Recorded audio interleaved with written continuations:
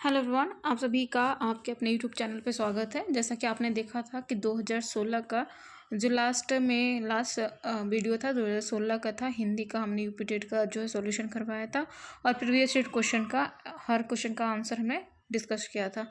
आज जो हम 2017 का डिस्कस करेंगे।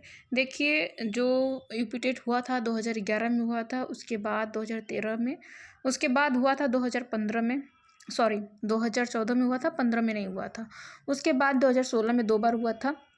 उसके बाद जो है अभी 2017 का हम कर रहे हैं। उसके बाद 18 में हुआ था, उसके बाद 22 में हुआ था। तो देख सकते हैं कि कुछ ईयर का गैप भी है, ऐसा नहीं कि कंटिन्यू रिपीटेड हुआ ही है। तो कुछ गैप है, उसके साथ हम पेपर का जो है सारे पेपर के सीक्वेंस में आते आते हम आज जो है 2017 का डिस्कस कर रहे हैं। सभी को पता है previous year question UP TET में कितना मायने रखता है, और ये भी सभी को पता होगा कि मोस्ट ऑफ द क्वेश्चन जो है रिपीट होता है प्रीवियस ईयर क्वेश्चन का। और इसके बेसिस पे आप अनुमान लगा सकते हैं कि आपको तैयारी कैसी करनी है। साथ में आपको प्रीवियस ईयर क्वेश्चन को एक भी छोड़ना नहीं है, ठीक है ना। मेरा खुद का अनुभव है, जैसा कि मैंने पहले भी बताया है कि मेरा 1 आउट ऑफ 150 मेरा 130 था, 130 नंबर था मेरा 150 में से। तो मैं खुद के एक्सपीरियंस से, और मैंने कहा था कि मैंने प्रीवियस ईयर क्वेश्चन मोस्टली मैंने सॉल्व किया था, कोई कोचिंग नहीं, कोई कुछ नहीं, सेल्फ स्टडी और प्रीवियस ईयर क्वेश्चन, ठीक है ना। तो इसी क्रम में आज हम लेकर आए 2017 का, जिसमें हिंदी का आप पहला क्वेश्चन देख रहे हैं। निम्नलिखित में से मौखिक अभिव्यक्ति का रूप है। तो यहाँ पर पहला ऑप्शन है शुद्ध वर्तनी, दूसरा है सुलेख, और तीसरा है श्रुतलेख, चौथा है आशुभाषण। तो यहाँ पर शुद्ध वर्तनी मतलब लेखन से हो जाता है, सुलेख भी लेखन से ही संबंधित है, और श्रुतलेख जो है सुनने से है, और आशुभाषण जो होता है मौखिक अभिव्यक्ति से रिलेटेड है। तो इसका करेक्ट आंसर क्या हो जाएगा? जिसका करेक्ट आंसर हो जाएगा ऑप्शन नंबर डी। तो आगे बढ़ते हैं और अगला क्वेश्चन देखते हैं। एक्सप्लेनेशन देख सकते हैं। अगला क्वेश्चन, हिंदी भाषा में कितनी बोलियां हैं? तो आप सभी को पता होगा कि कितनी बोलियां हैं, फिर भी हम देखते हैं ऑप्शन ए है 15, ऑप्शन बी है 25, ऑप्शन सी है 18, ऑप्शन डी है 22। तो इसका करेक्ट आंसर क्या होगा?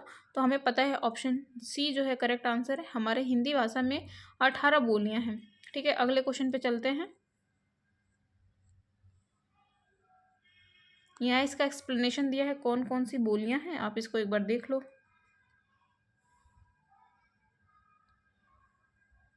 ठीक है। एक्सप्लेनेशन जरूर देखें। अगला क्वेश्चन है भारतेंदु युग में निकलने वाली पत्रिका युग्म है। तो इसका करेक्ट आंसर जो होगा, पहला ही ऑप्शन है कवि वचन सुधा हिंदी प्रदीप। ये जो है भारतेंदु युग में निकलने वाली पत्रिका युग्म है। बाकी भी ऑप्शन देख लेते हैं कि सरस्वती माधुरी, कल्पना ज्ञानोदय और नवनीत कांदमनी, ये सब जो है ऑप्शन में है, लेकिन यहाँ पर करेक्ट आंसर ऑप्शन ए जो था। यहाँ पर आप एक्सप्लेनेशन देख सकते हैं। अगला क्वेश्चन देखेंगे, तद्भव पत्रिका के संपादक का नाम था। तो तद्भव पत्रिका के संपादक क्या नाम था? तो करेक्ट आंसर क्या हो जाएगा यहाँ पर? अखिलेश जो है तद्भव पत्रिका के संपादक का नाम था। यहाँ पर करेक्ट आंसर भी देख सकते हैं। तद्भव पत्रिका के संपादन अखिलेश जी थे। यह लखनऊ से प्रकाशित होने वाली पत्रिका थी, ठीक है ना। आगे देखेंगे, 12 वर्ष लो कुकुर जीवे अरु 13 लो जिए सियर। यह पंक्ति किसकी है? तो यह पंक्ति है इसका ऑप्शन करेक्ट होगा। देखिए, ऑप्शन ए लिखा है विद्यापति, दूसरा है चंद बरदाई, चौथा है नरपति नल्ला, और डी है जगनिक। तो इसका करेक्ट आंसर जो होगा ऑप्शन डी जो है करेक्ट आंसर होगा जगनिक जो है इसका करेक्ट आंसर होगा। आगे बढ़ेंगे, क्वेश्चन नंबर देख सकते हैं 36। इसमें निम्नलिखित में से किस देश में हिंदी भाषा का प्रयोग लिखने बोलने में किया जाता है? तो मॉरिशस में किया जाता है। सभी को पता है 50% ज़्यादा जनसंख्या जो वहाँ पर है भोजपुरी वाले रहते हैं, और बाकी जो है थोड़ी बहुत उसमें मॉरिशस भी हैं। जो आपकी मॉरिशस की कहानी नहीं पता है तो आप एक बार जाकर गूगल पे या फिर यूट्यूब पे सर्च कीजिएगा, मॉरिशस की पूरी कहानी पता चल जाएगी। मॉरिशस देश बसाने वाले ही भोजपुरी लोग थे, ठीक है ना। आगे बढ़ते हैं, यहाँ पर इसका एक्सप्लेनेशन देख सकते हैं, ठीक है ना। आगे क्वेश्चन है, सूरदास किस भाषा की रचना है? तो ये सभी को पता होगा, प्रीवियस ईयर क्वेश्चन है, और ये क्या है? ब्रज भाषा की एक रचना है, ठीक है ना। हमने प्रीवियस ईयर क्वेश्चन में इसका डिस्कशन किया था। आगे देखेंगे, यहाँ पर सभी देख लीजिए भाई, यहाँ पर जो एक्सप्लेनेशन जरूर देखें। एक्सप्लेनेशन में ही सूरसागर का हमने वहाँ पर डिस्कशन किया था। वीरों का कैसा हो वसंत कविता किसने लिखी थी? तो ये भी सभी को पता होगा, वीरों का कैसा है वतन, कविता सुभद्रा कुमारी चौहान ने लिखा था। सुमित्रा, देखिए यहाँ पर सुमित्रा है, कंफ्यूज नहीं होकर सुभद्रा होगा। ओके, आगे बढ़ेंगे, एक्सप्लेनेशन देख लीजिएगा। अगला क्वेश्चन देख सकते हैं आप लोग, निम्नलिखित में से किस व्याकरण और वर्तनी से शुद्ध भाषा कहलाती है। देखिए यहाँ पर तो मैं आंसर क्लिक करूँगी तो ऑप्शन दिखाऊंगी तो आंसर भी दिख जाएगा, क्योंकि यहाँ पर थोड़ा क्वेश्चन जो है टेढ़ा ले लिया गया है। इसका आंसर जो होता है देखते हैं, क्योंकि ऑप्शन जो दिख रहा है हमें, साहित्य भाषा, प्रांजल भाषा, व्याकरण की भाषा, तो ये तो नहीं होएगा। तो नीचे कोई और ऑप्शन देख सकते हैं, तो मानक भाषा यहाँ पर दिया है, तो ये करेक्ट आंसर होगा। ठीक है ना, तो इसका करेक्ट आंसर क्या होगा? मानक भाषा होगा। थोड़ा सा पेज टेढ़ा होने के कारण हमने इसका जो भी है PDF सही नहीं बना है। ठीक है ना, आगे क्वेश्चन देख सकते हैं, निम्नलिखित में से कौन सा रासो अल्लाह खंड के नाम से जाना जाता है? तो ये सभी को पता होगा, परमाल रासो जो है अल्लाह खंड के नाम से जाना जाता है। तो इसका करेक्ट आंसर क्या हो गया? परमाल रासो। और इसका आंसर भी देख सकते हैं। ठीक है ना, अगला है ये गद्यांश दिया गया है। ठीक है ना, इस गद्यांश को पढ़ेंगे और सब कुछ करेंगे, तो कोई वो नहीं है, पूरा ग्रामर ही पूछता है गद्यांश से भी। देखिए पहला आया है घुमक्कड़। घुमक्कड़ शब्द में कौन सा प्रत्यय है? तो मुझे नहीं लगता कोई ऐसा होगा जिसको नहीं पता होगा कि घुमक्कड़ शब्द में क्या प्रत्यय है। तो घुमक्कड़ शब्द में प्रत्यय अक्कड़। ठीक है ना, अगला महावीर स्वामी का जन्म कहाँ हुआ है? वैसे भी आप लोग को पता होना चाहिए, हालांकि गद्यांश भी दिया हुआ है। तो गद्यांश इसका करेक्ट आंसर क्या होगा? तो इसका करेक्ट आंसर क्या होगा? वैशाली। वैशाली जो है करेक्ट आंसर होगा। आगे बढ़ेंगे, अच्छा, स्वच्छंद में कौन सी संधि विच्छेद है? तो सभी को पता है स्वच्छंद में कौन सी संधि है? व्यंजन संधि है, स्वप्लक्ष छंद। तो यहाँ पर क्या हो जाएगा? स्वच्छंद हो जाएगा। ठीक है ना, तो यहाँ पर संधि विच्छेद है, व्यंजन है। आगे बढ़ेंगे, महात्मा बुद्ध ने जब बुद्धत्व प्राप्त किया था तब उनकी अवस्था कितनी थी? तो सभी को पता है ये कि उनकी अवस्था कितनी थी? 35 वर्ष थी। ठीक है ना, ये क्वेश्चन मतलब मुझे नहीं लगता जीके वजह से क्वेश्चन है, हालांकि ये पूरा यहाँ से पूछा गया है जो गद्यांश दिया गया है। हालांकि ऊपर चलते हैं, अगला क्वेश्चन देखते हैं। ठीक है, यहाँ पर श्रुत धर्म का क्या अर्थ है?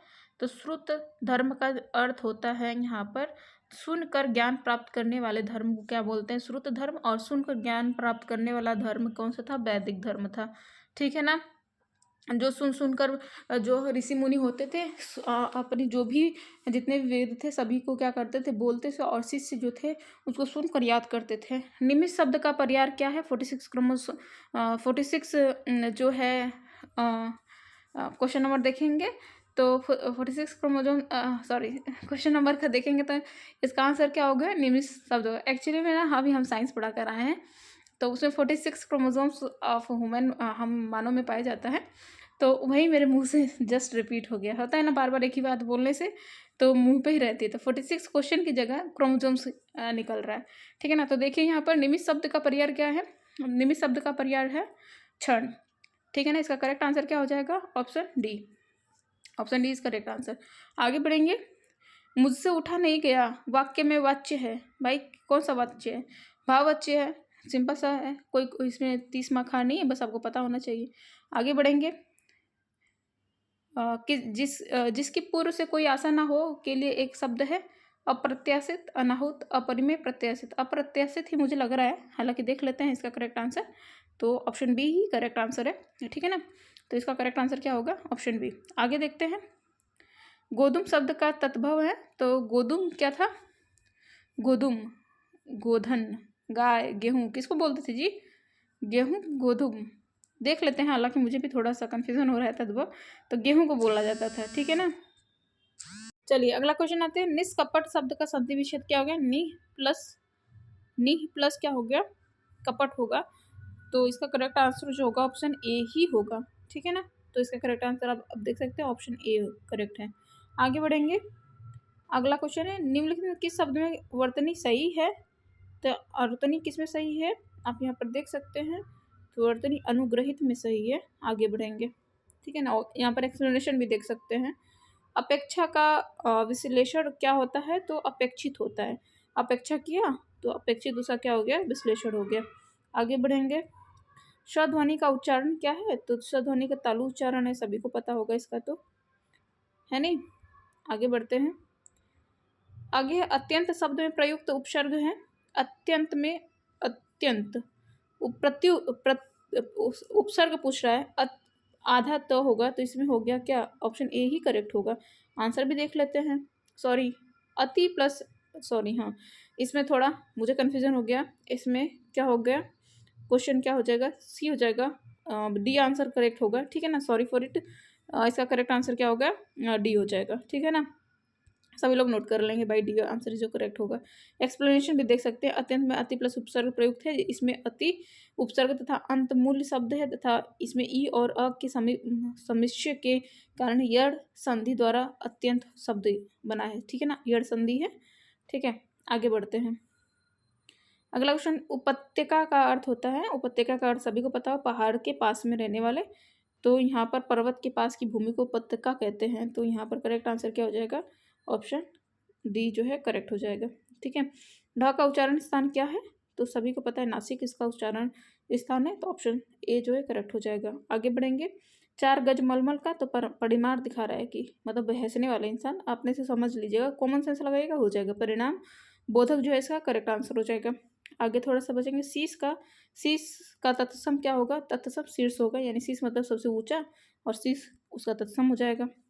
चौराहा शब्द में समास है, सॉरी, जहाँ संख्याएं आ जाती हैं वहाँ हम कौन सा लगाते हैं समाज, द्विगु समाज लगाते हैं। इसका करेक्ट आंसर सी हो जाएगा, ठीक है ना। और आँख की किरकिरी होना मतलब अप्रिय लगना, तो इसका करेक्ट आंसर क्या हो जाएगा, ऑप्शन ए जो है करेक्ट हो जाएगा, अप्रिय लगना। तो लो यहीं पर क्वेश्चन भी खत्म होता है। अब अंग्रेजी शुरू हो गया, अंग्रेजी तो बाद में करेंगे, अभी हिंदी कंप्लीट हुआ। आज के लिए बस इतना ही, धन्यवाद, बाय बाय। वीडियो जब अच्छी लगी है, और सभी का मैं मैराथन भी लाऊंगी। वीडियो अच्छी लगी तो वीडियो को लाइक शेयर करना बिल्कुल ना भूलें, और कमेंट करना भी बिल्कुल ना, कोई भी डाउट हो तो कमेंट जरूर करें। Bye bye, take care.